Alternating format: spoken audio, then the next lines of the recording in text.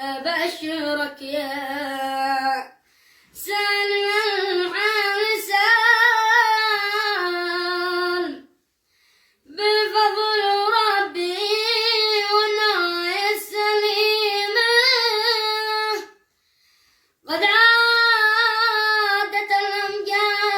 الأمجاد والخير قادم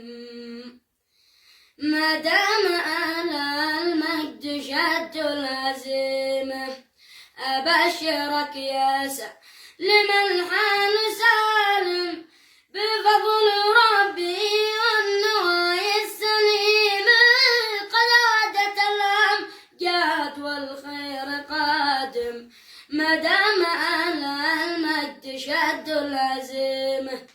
الحلم ذي كان يحلم كل حالم حلم الطريق والمنجزات العظيمة أصبح هذا اليوم مشروع قائم ونقي واضح ما خرج عن صميمه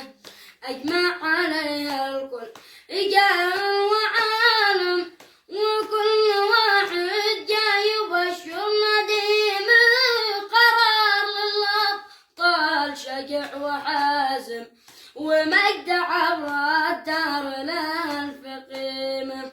أفضل لقار السخ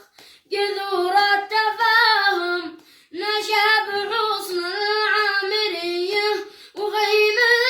أسس لنهضتنا وثبت معالم وكل الأزمة تسمع إلا نهيمة أهل السخاء والبذل أحفاد حاتم أشبال حليا الروايات الكريمة لله وللتاريخ تبرز مكارم أهل العقول الراجحة والكريمة ومن أتى بالخير ما عاد نادم ما دام بالجود عاد وشيمة مر الطريق اليوم أصبح مساهم يا رب بالخير دوما تديمه يا ذي هرم قلبي متيم وهايم في الذكريات